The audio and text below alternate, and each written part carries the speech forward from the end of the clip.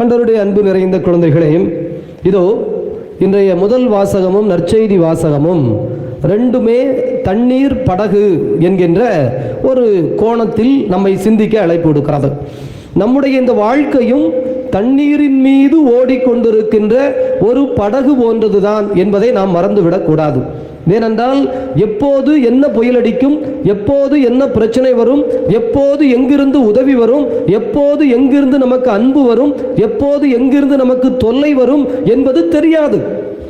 அது நம்முடைய குழந்தைகளாக இருக்கலாம், கணவனாக இருக்கலாம், மனைவியாக இருக்கலாம், நண்பர்களாக இருக்கலாம், சகோதர சகோதரிகளாக இருக்கலாம்.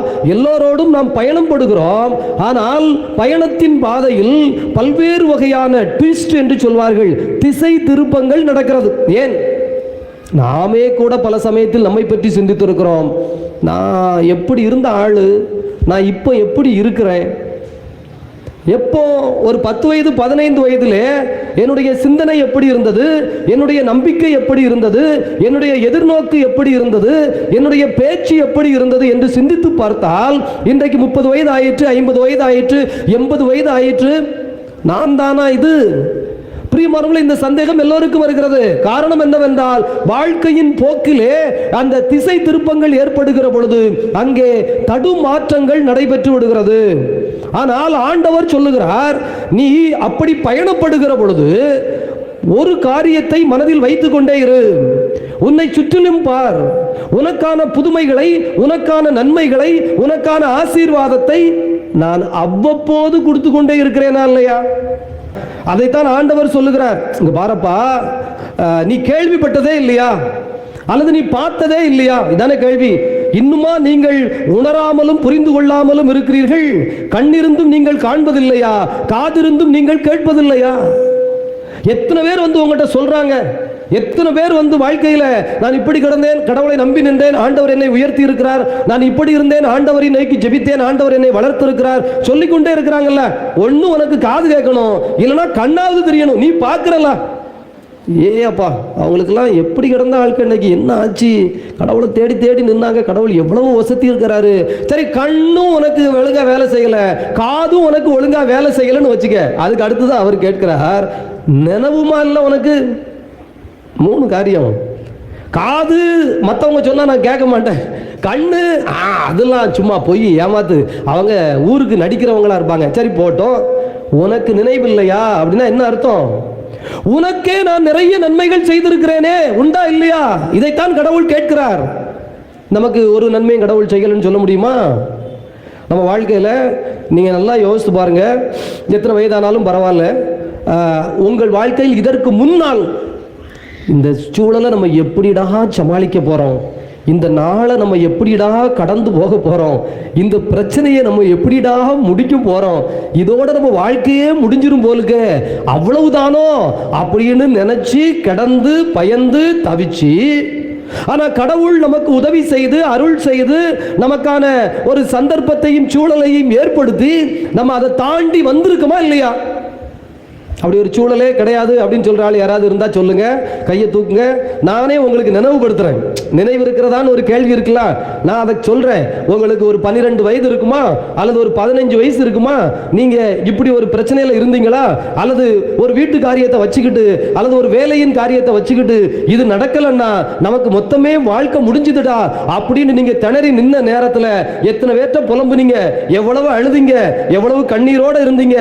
ஆனா அந்த சூழலை நீங்க கடந்து வந்திருக்கிறீங்களா இல்லையான்னு நான் வேணா உங்களுக்கு நினைவுபடுத்துறேன். பிரியமானவர்களே, அப்படி ஒரு அன்பு, அப்படி ஒரு இரக்கம், அப்படி ஒரு புதுமை நடக்காத மனிதன் உலகத்தில் கிடையவே கிடையாது. ஆண்டவர் எல்லோருக்கும் ஏதாவது ஒரு அதிசயத்தை, ஏதாவது ஒரு ஆச்சரியத்தை, ஏதாவது ஒரு வழிகாட்டுதலை, ஏதாவது ஒரு நன்மையை, ஏதாவது ஒரு பெரிய வல்லமையான காரியத்தை செய்திருக்கிறார். Praise the Lord. Hallelujah. Amen. கடவுளுக்கு நன்றி சொல்லிக்கலாம். நல்ல நன்றியாய் நம்ம ஏன் சொல்லணும் அப்படின்னா, 3 காரியம். மற்றவங்களுக்கு நடந்ததை கூட நீ பார்க்க வேண்டாம், கேட்க வேண்டாம். ஆனா எனக்கே நடந்திருக்குல்ல, அந்த எனக்கு உங்களுக்கு நடந்தது நினைவில்லையா? அதற்கு அடுத்துதான் கேட்கிறார். இதை பாரு, 5 அப்பத்தை வச்சு நம்ம எத்தனை பேருக்கு கொடுத்தோம் சொல்றான். 5000 பேருக்கு கொடுத்தோம் சாமி. ரைட். 7 அப்பத்தை வச்சு எத்தனை பேருக்கு கொடுத்தோம்? 4000 பேருக்கு கொடுத்தோம் சாமி. ரைட். மிச்சம் எடுத்தியா? எடுத்தோம் சாமி. இப்போ இவ்வளவு நடந்த பிறகும் சில பிள்ளைங்களுக்கு என்ன கொடுத்தாலும் நிறையாது. நம்ம வீட்டிலே சில பிள்ளைங்க இருக்குது, நீங்கள் என்ன தான் கொடுத்து பாருங்க, நீ என்ன எனக்கு செஞ்ச அப்படின்னு ஒரு கேள்வி என்ன செய்யும், கேட்கும். என்னதான் அன்பு செஞ்சு பாருங்க, உனக்கு என்ன இருந்தாலும் என்னையை விட அக்கா மேலே தானே பாசம், என்னையை விட உனக்கு தம்பி மேலே தானே பாசம் அப்படின்னு சொல்கிற ஆட்கள் நம்ம வீட்டில் இருக்கா இல்லையா?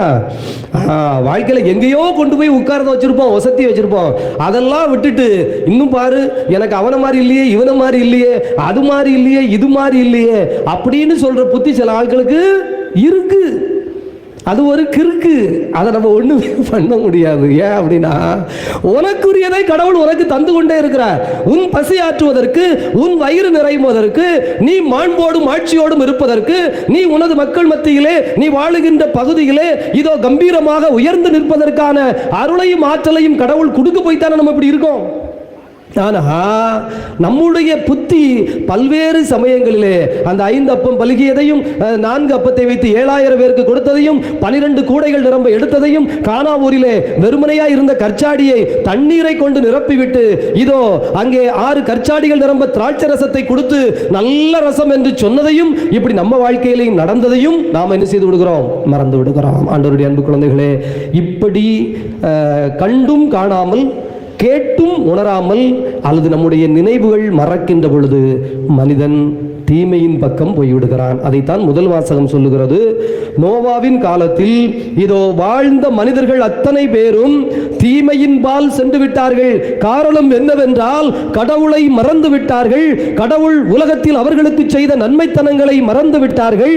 சுற்றிலும் கடவுள் தீமையை தண்டித்துக் கொண்டிருக்கிறார், நன்மையை வாழ்வித்துக் கொண்டிருக்கிறார் என்பதை காண மறந்து விட்டார்கள். ஆகவே நோவாவின் காலத்தில் தீமை பலுகியும் பெருகியும் விட்டது. ஆனால் நோவாவோ தன்னுடைய உள்ளத்திலே கடவுளை வைத்துக் கொண்டே இருந்தான். ஆகவே நோவாவுக்கு ஆண்டவரின் அருள் பார்வை கிடைத்தது. ஹல்லேலூயா, பிரைஸ் தி லார்ட், ஆமென். அந்த வசனத்தை நீங்களும் சொன்னா ரொம்ப நல்ல வசனம். அது நமக்கு கண்டிப்பா நினைவில் இருக்க வேண்டியது. தொடக்க புத்தகம் 6வது அதிகாரத்திலே இதோ நோவாவின் காலத்தில் நோவாவை பார்த்து ஆண்டவர் சொல்லுகிறார், நோவாவுக்கு ஆண்டவரின் அருள் பார்வை கிடைத்தது. சொல்லுவோம் இன்னொரு தடவை. இப்ப நோவாங்கிற இடத்துல நம்ம என்ன சொல்லணும்? நோவாங்கிற அவர் நோவா, ஐயோப்பா பிராணி நல்ல மனுஷன், அவரு போய் சேர்ந்தாரு, அதுக்காகவா நமக்கு விழியம் எழுதப்பட்டிருக்கு? நோவாவினுடைய பெருமை பேசுவதல்ல, நோவாவுக்கு கடவுளின் அருள் பார்வை கிடைத்தது. அப்ப நோவாங்கிற இடத்துல என்ன போடணும்? எனக்கு எனக்கு கடவுளின் அருள் பார்வை கிடைத்தது. சொல்லுவோம் இன்னொரு தடவை, இன்னொரு தடவை. Very good. இதை நான் சொல்லல, நீங்களே சொல்லிட்டீங்க. உங்களுக்கு கடவுளின் அருள் பார்வை கிடைத்ததுன்னு நான் சொல்றதுக்கும் எனக்கு கடவுளின் அருள் பார்வை கிடைத்ததுன்னு நீங்க சொல்றதுக்கும் வித்தியாசம் இருக்கா இல்லையா? அப்போ கடவுளின் அருள் பார்வை கிடைத்திருக்கிறது என்று சொன்னால் இதுவரை நடந்து வந்த பாதையிலே பிறருக்கு நடந்த நன்மைகள் எல்லாம் ஒருபுறம் இருக்கட்டும், நான் கண்ணால் கண்டதும் காதால் கேட்டதும் ஒருபுறம் இருக்கட்டும், எனக்கே நினைவு இருக்கிறது.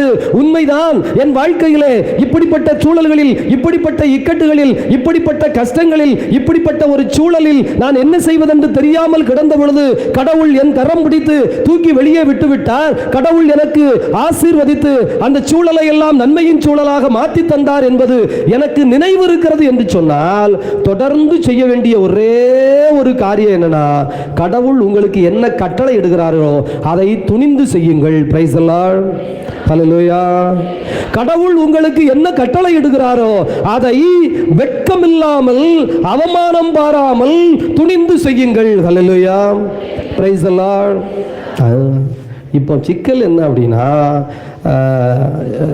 வருத்தப்பட்டுக்காங்கன்னா நீங்களும் சில ஆட்கள் இருப்பீங்க, அதனால நான் உங்களை சொல்கிறேன், நீங்கள் நினச்சிக்கிடக்கூடாது. கோயிலில் வந்து தொடக்கத்தில் நம்மகிட்ட ஜெபம் பண்ண வருவாங்கல்ல, அப்போ பார்த்தீங்க அப்படின்னா ஃபாதர் ஃபாதர் ஃபாதர் ஃபாதர் நல்லா ஜோம் பண்ணுங்க ஃபாதர், எப்படியாவது இந்த காரியம் எப்படியாவது நடந்துடணும் ஃபாதர் அப்படின்னு வந்து நின்று ஜோம் பண்ணுற ஸ்டைலை பார்த்தா ரொம்ப உருக்கமாக இருக்கும், நமக்கும் பாவமாக இருக்கும், இரக்கமாக இருக்கும். பிறகு கோயிலில் போய் ஜோம் பண்ணுங்கன்னு சொல்லி நம்ம அந்த ஃபார்முலா எல்லாம் சொல்லுவோம்ல, கோயிலை சுற்றணும், கண்ணாடி பெட்டியில் கை வைக்கணும், பிறகு உடம்பை தடவி அதை எப்படி வைக்கணும், பைபிளில் என்னென்ன பகுதி வாசிக்கணும் அப்படின்னு இவ்வளோ விளக்கம் கொடுத்த உடனே அவங்க கோயிலில் போய் ஜோம் பண்ணுவாங்க.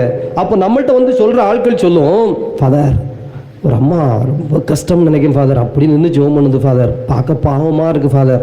பார்க்க எப்படி இருக்குது? சும்மா சொல்லுங்க, பார்க்க எப்படி இருக்கு? இன்னொரு தடவை சொல்லுங்களேன்.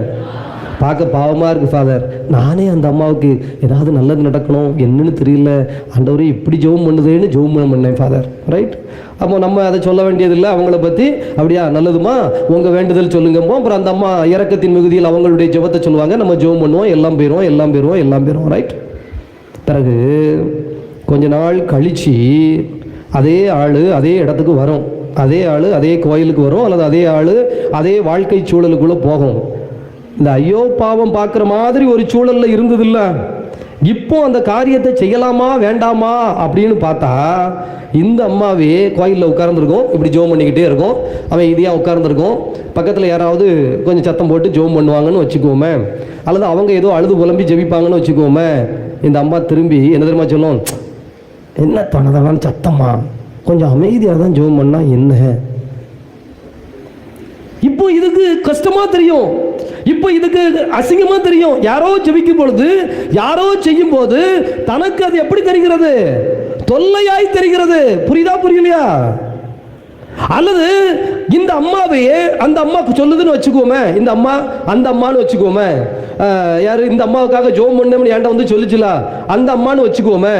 இந்த யாரு அந்த குணம் கிடைத்த அம்மா வந்து சேர்ல இப்போ உட்கார்ந்துருக்குன்னு வச்சுக்கோமே. ஒரு கற்பனை, அப்படி நடக்கல, அதனால நீங்க கவலைப்படாம கேளுங்க.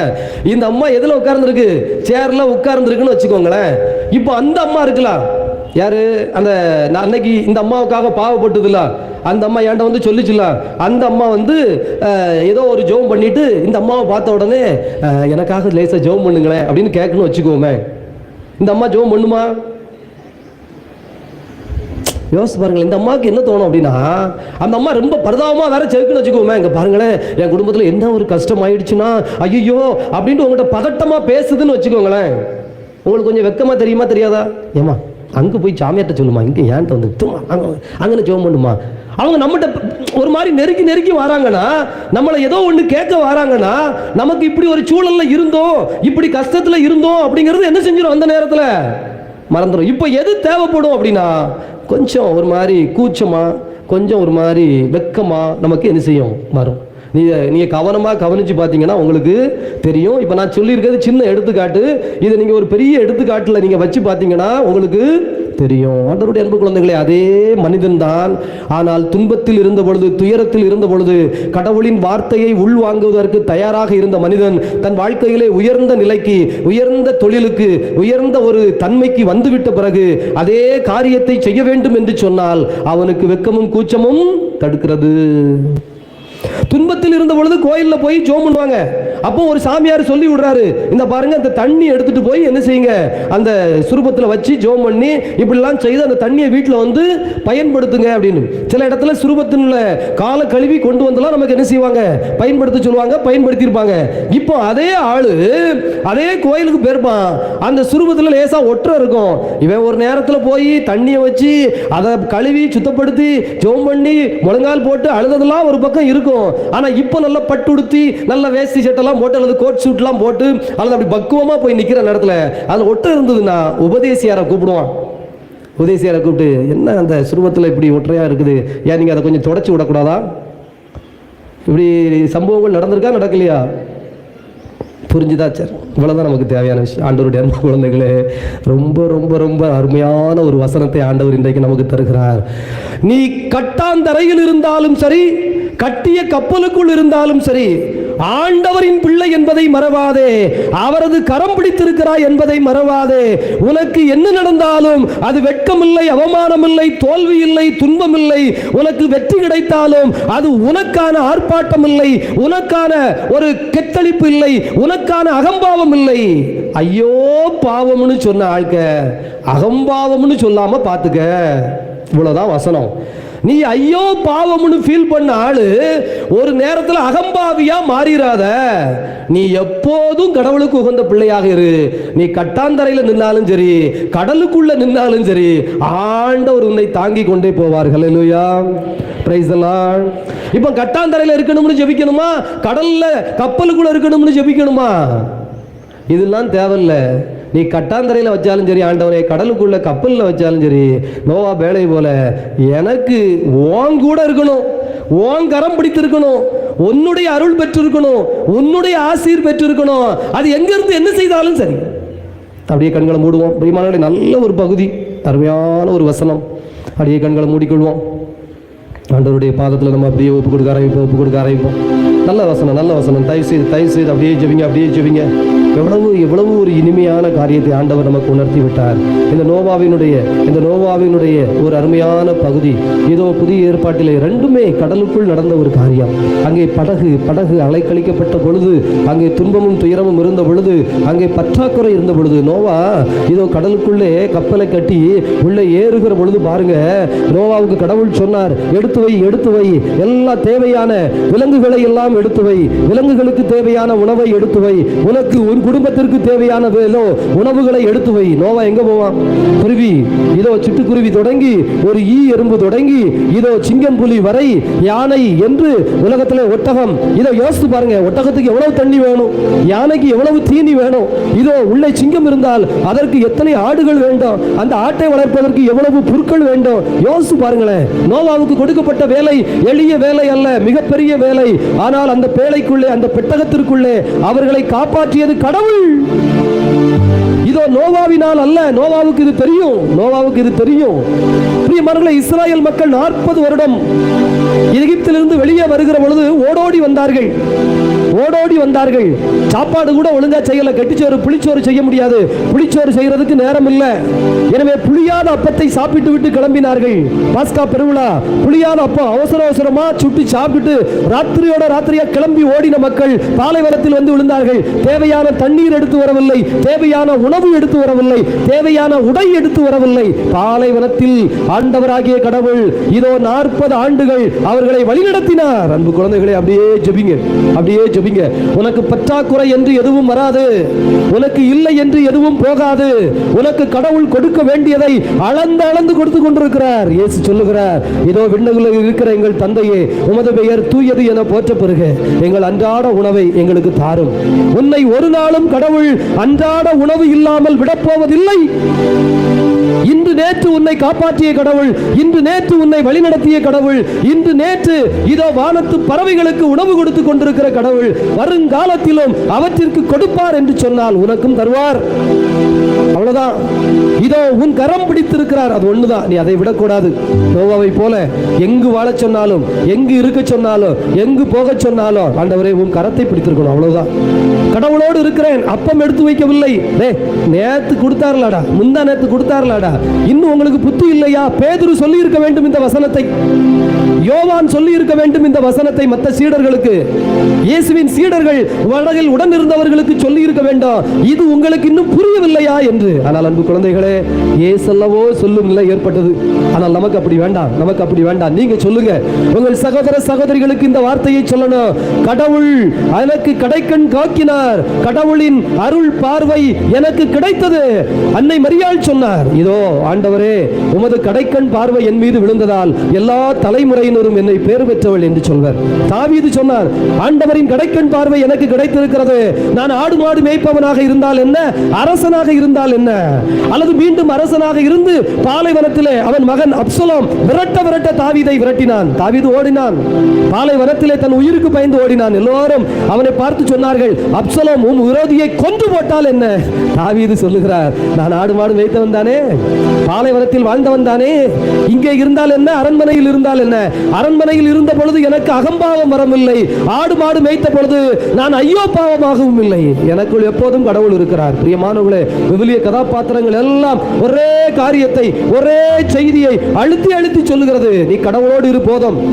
உன் வீடு எதுவோ அங்கே கடவுள் இருக்க வேண்டும், கடவுளின் பிரசன்னம் இருக்க வேண்டும். உன் தொழில் கூடம் எதுவோ, உன் தொழில் சாலை எதுவோ, நீ வேலை செய்கின்ற வயல் வெளி எதுவோ, நீ வேலை செய்கின்ற எந்த இடமோ அந்த இடத்துல ஆண்டவர் உன்னோடு இருக்க வேண்டும். அவ்வளவுதான், வேற ஒண்ணும் கிடையாது. கடவுளின் கூடாரம், கடவுளின் துணை, கடவுளின் பாதுகாப்பு, போகும்போதும் வரும்போதும் கடவுளின் அந்த கரம், அந்த கடவுளின் வெளிச்சம் நம்மை சுற்றி நிற்க வேண்டும். கடவுளின் வான தூதர்கள் நம்மோடு வர வேண்டும். வேற ஒண்ணும் வேண்டாம். ஜெபிச்சுட்டே வாங்க. இயேசுவே தகப்பனே, இது தெரியாமல் புயல் அடிக்கிற பொழுது, கடன் பிரச்சனைகள் வந்த பொழுது, ஏதோ எங்கள் குடும்பத்திலே நோய் நொடிகள் வந்த பொழுது, நான் அல்லவோ இந்த சாத்தானின் ஏவுதலுக்கு இணங்கி பயந்து போய் நடுங்கி போய் இதோ ஒருவேளை எனக்கு வாழ்வு அழிந்து விடுமோ என்று பயந்து போய் விழுந்து விட்டேனே. ஆசீர்வாதத்தின் தகப்பனே, நம்பிக்கை தந்தவரே, இந்த இடத்திலே அந்த இறை வார்த்தையினுடைய விளக்கம் எங்கள் செவிகளில் விழச் செய்தீரே. எங்கள் செவிகளை திறந்தருளும். நல்ல வார்த்தையை நல்ல மனிதர்கள் சொல்லுகிற பொழுது ஆமேன் என்று சொல்லுகிற ஆசீர்வாதத்தை தாரும். நல்ல காரியம் நல்லதாய் நடக்கிற பொழுது கண்கொண்டு பார்க்கின்ற ஆசீர்வாதத்தை எங்களுக்கு தாரும். இதெல்லாம் இல்லை என்றாலும் என் நினைவுகளை, என் உள்ளத்தின் நினைவுகளை இதோ எழுப்பிவிடும். கடந்த நாட்களிலே எனக்கு எத்தனை அதிசயம் செய்திருக்கிறார், எத்தனை ஆச்சரியம் செய்திருக்கிறார், இன்னும் என்னை தொடர்ந்து வழிநடத்துவார் என்கின்ற ஒரே எண்ணம் என்னோடு இருந்து வருவதாக, நலம் தருவதாக, சுகம் தருவதாக, அருள் தருவதாக, ஆசீர்வாதத்தின் காரியத்தை குடும்பத்தில் நடைபெற இருக்கிற வீடு கட்ட காரியமோ, திருமண காரியமோ, ஆசீர்வாதத்தின் காரியமோ, இன்னும் நமது எதிர்கால கல்வியோ, வேலை வாய்ப்புகளோ, ஆசீர்வாதத்திற்கான தொழில் முயற்சிகளோ, புதிய காரியங்களோ, எல்லாவற்றிலும் ஆண்டவருடைய அருள், ஆண்டவருடைய ஆற்றல் உள்ளிருந்து அதை சிறப்புறச் செய்வதாக அவருடைய ஒரு வாக்கு நம்ம இதயத்தில் அப்படியே நிக்கட்டும். ஆண்டவரின் அருள் பார்வை எனக்கு கிடைத்தது, கடவுளின் அருள் பார்வை எனக்கு கிடைத்தது, எனக்கு கடவுளின் அருள் பார்வை கிடைத்தது. அவர் என்னை தொட்டார், என்னோடு இருக்கிறார், எனக்கு நலமும் அருளும் தந்தார். ஆமேன், ஆமேன், ஆமேன்.